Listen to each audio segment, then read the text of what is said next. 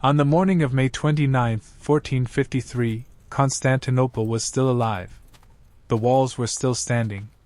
The banners still flew above the towers. The city still had a name that carried more weight than any other in the world. But everyone inside knew this was the end. For nearly 1,000 years, Constantinople had survived everything history could throw at it.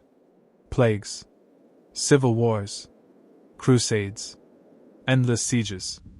It had been battered, wounded, humiliated, but never erased. Until now. The night before. The city did not sleep that night. There was no music. No celebration. Only whispers, footsteps, and prayer. Families gathered in churches, knowing that walls of stone could no longer protect them. Some prayed for a miracle. Others prayed simply to survive the coming day. Inside Hagia Sophia, the heart of the city, candles burned through the darkness. Their light barely reached the vast dome above, which disappeared into shadow like the sky itself. People later spoke of a strange glow inside the church that night. Some said it was a sign of divine protection. Others believed it meant God was leaving the city. No one knew which was worse. Among the people stood Emperor Constantine XI. Not on a throne.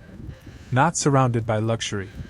Just a man in simple armor, praying beside bakers, soldiers, and children. He asked forgiveness for his sins, not as an emperor, but as a human being.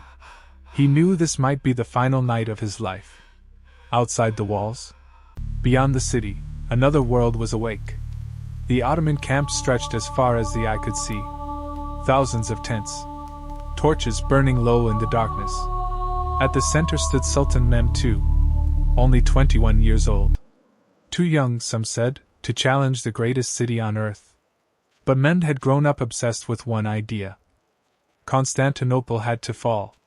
Not someday. Not under another ruler. Under him. For weeks, his cannons had pounded the ancient walls. They were crude by modern standards, slow and unreliable. But terrifying. Each blast shook the city. Each impact reminded the defenders that the future had arrived, and it was loud. Before dawn, Mehmed gave the final order. The last assault would begin. The final assault. The attack came not as one strike, but as waves. The first men sent forward were not the elite. They were irregular troops, poorly armed, poorly trained. They were meant to die. Their purpose was simple. Exhaust the defenders, drain their strength, their arrows, their hope. And still, the defenders held. There were barely 7,000 of them, stretched across miles of wall. Greeks, Genoese mercenaries, volunteers who knew they were standing at the edge of history. They fought with desperation, not confidence. As the sun began to rise, the second wave came. Then the third. And finally, the Janissaries. Elite soldiers. Disciplined. Silent.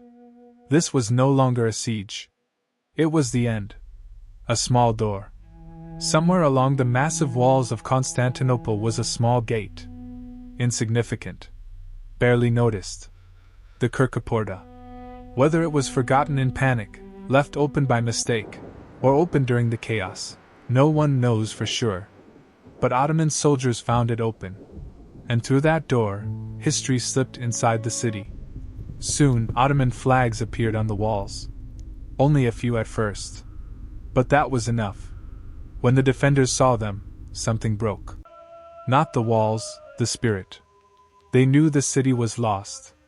The last Roman emperor, Emperor Constantine XI, refused to flee. There were ships in the harbor.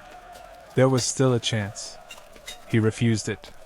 He removed the imperial symbols from his armor so no one would recognize him. No crown. No purple robes. According to tradition, his final words were simple. "The city is lost, but I still live." Then he charged into the chaos. He died fighting in the streets of his own capital, shoulder to shoulder with ordinary soldiers. His body was never identified. The last Roman emperor vanished into the noise of battle. Without a grave. Without a monument.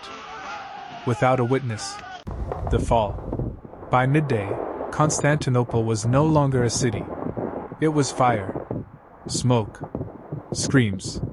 For 3 days the city was handed over to the conquerors, a brutal law of medieval warfare.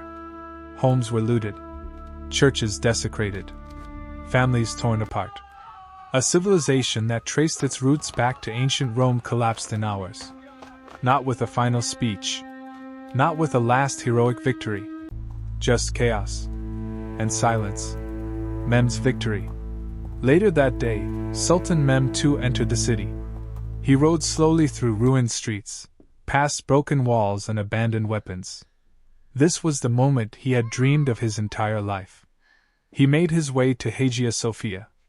Inside, terrified civilians had gathered, hoping the sacred space would protect them. Mehmed looked around the great church, at the dome, the marble, the echoes of 1,000 years, and ordered it to be converted into a mosque. Not destroyed. Claimed. Constantinople would live on. But as Istanbul, capital of a new empire. The end of an era. The Roman Empire began in 27 BC. It ruled the Mediterranean. It shaped law, language, and civilization itself. And it ended not with thunder or glory, but with a forgotten door left open at dawn. When Constantinople fell, the ancient world finally went with it.